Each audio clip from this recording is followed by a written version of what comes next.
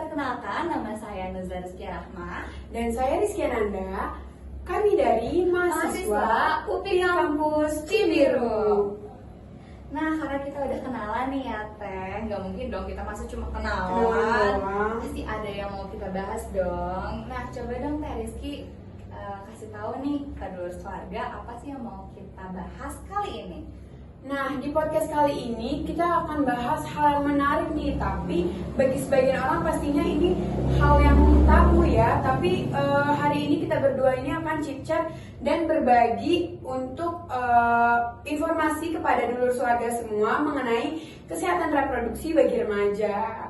Ya bener banget ya Teh Rizky. Mungkin memang bagi sebagian orang hal ini tuh masih dianggap tabu ya Teh.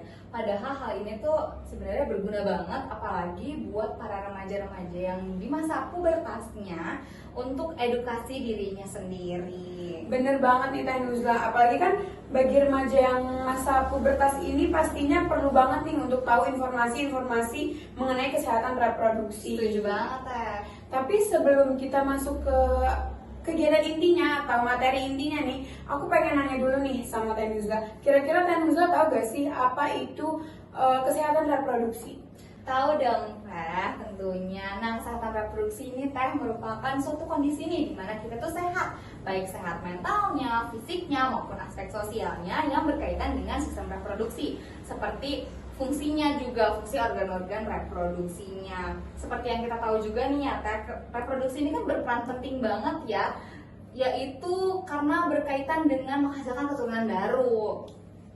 Nah, 100 banget nih untuk Teh Nuzla. Oleh karena itu, kita ini harus menjaga kesehatan reproduksi kita, karena kesehatan reproduksi ini merupakan hal yang penting untuk dipelajari dan diterapkan untuk tetap menjaga reproduksi tetap dalam keadaan sehat dan terjamin kualitasnya.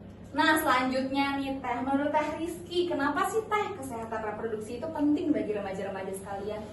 Tentunya penting banget dong Teh, kesehatan reproduksi ini penting bagi remaja supaya memiliki informasi yang benar dan jelas mengenai proses reproduksi yang tentunya akan berguna untuk masa depan nanti. Nah, selain itu juga ya Teh, kesehatan reproduksi ini kan berguna juga ya untuk para remaja untuk menjaga dari berbagai penyakit yang berkaitan dengan organ reproduksinya. Kayak contohnya itu akan menjauhkan mereka dari pernikahan di usia dini, karena mereka udah tahu nih wawasannya, udah punya bekal ilmu gitu. Terus menghindari dari kehamilan yang tidak diinginkan dan juga aborsi karena kehamilan yang tidak diinginkan itu.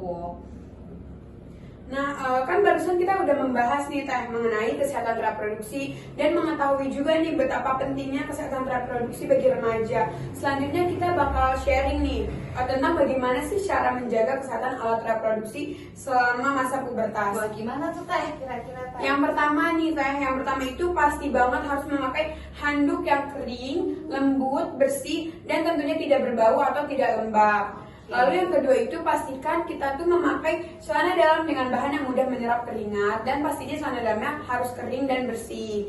Lalu yang ketiga itu memakai celana dalamnya itu minimal diganti 2 kali sehari. Lalu apa lagi sih Teh selanjutnya? Nah, selanjutnya nih ya, untuk wanita-wanita kan beredar ya di pasaran ada sabun-sabun kewanitaan. Nah, padahal hal-hal seperti itu ya Teh sebenarnya tuh tidak dianjurkan oleh dokter-dokter. Jadi lebih sebaiknya kita menggunakan air saja, air yang mengalir, air bersih. Jangan menggunakan sabun wangi, sabun sirih seperti itu karena bisa menyebabkan iritasi dan pH kulitnya jadi pH organ intim kita tuh akan terganggu. Kemudian untuk wanita sesudah buang air kecil itu seperti yang tadi Tete bilang kan harus selalu kering ya. Nah itu kita boleh ditap-tap dulu pakai tisu biar tidak lembab.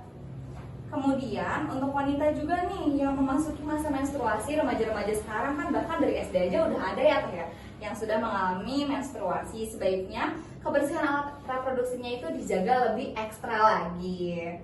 Pastinya nih Teh, kalau misalnya apalagi lagi masa pubertas, terus juga ditambah mereka tuh lagi menstruasi, itu pasti harus double kan Teh. Iya, kita harus sekali. makin-makin menjaga kesehatan reproduksi kita. Seperti misalnya kalau lagi menstruasi itu pastikan kalian itu memilih pembalut yang bebas dari berbagai jenis bahan berbahaya dan tentunya nyaman saat dipakai. Lalu yang kedua itu pastikan kalian juga mengganti pembalut secara berkala. amannya sih itu diganti selama 4 jam sehari ya, 4 jam sekali itu langsung diganti pembalutnya. Terus juga yang ketiga, kalian juga harus memastikan membersihkan vagina terlebih dahulu nih sebelum memakai pembalut. Pastikan itu membersihkan vaginanya dilakukan dengan air yang mengalir. Betul. Nah selanjutnya setelah kita membersihkan tentunya kita harus jaga kebersihan tangan kita lagi nih. Dicuci tangan kita setelah membersihkan vagina maupun pembalut. Kemudian nih biasanya teh kan remaja-remaja tuh kalau lagi menstruasi ada aja nyeri haid ya teh ya. Nah itu tuh bisa dikurangi dengan kita menggunakan air hangat. Air hangat yang ditaruh di botol kaca atau kita bisa pakai heat pack. Sekarang juga udah ada yang dijual loh, yang udah praktis, kita bisa tinggal pakai, bisa menghangatkan perut, yang bisa meredakan nyeri haid yang kita alami. Nah kemudian nih teh dulur swarga, mungkin juga pengen tahu lagi nih teh apa aja sih nih teh yang harus dilakukan dan juga kita hindari untuk tetap menjaga kesehatan reproduksinya ini agar tetap sehat. Nah, tentunya ada beberapa hal ya teh yang harus kita lakukan dan dihindari juga untuk menjaga agar kesehatan reproduksi kita ini tetap sehat. Kayak yang pertama itu udah pasti banget ya teh menjaga kebersihan. Kan dari tadi udah kita singgung juga ya cara menjaga kebersihan pada masa-masa remaja, masa pubertas dan saat menstruasi juga itu harus menjaga kebersihan. Lalu yang kedua kita juga harus makan makanan yang sehat dan bergizi teh. Yang ketiga hindari rokok, minuman-minuman yang beralkohol dan juga seks yang beresiko. Karena apa sih teh? Karena seks yang beresiko ini pastinya kita harus hindari untuk mengurangi kejadian-kejadian yang tidak diinginkan gitu. Seperti kehamilan di luar nikah ya. Iya benar sekali teh. Dan yang terakhir kita juga harus cukup istirahat. Kan karena kalau misalnya lagi menstruasi atau lagi masa-masa pubertas ini kan emosinya naik turun. Betul. Dan kegiatan-kegiatannya juga pasti harus diminimalisir gitu.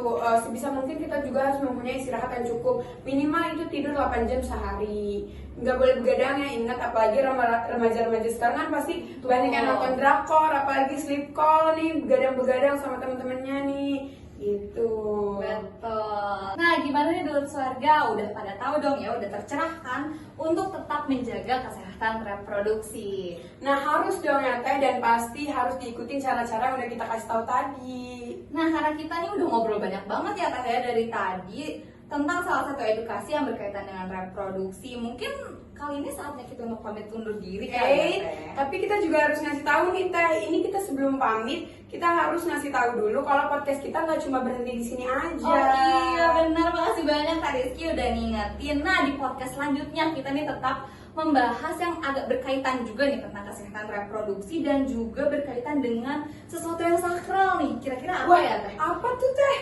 Nah, tungguin aja deh di podcast selanjutnya. Nah, jangan lupa juga untuk dengerin terus podcast kami di YouTube Swarga TV. Dan selanjutnya, saya Rizky Ananda Dan saya Nazar Rizky Rahma. Kami pamit undur diri. Wassalamualaikum warahmatullahi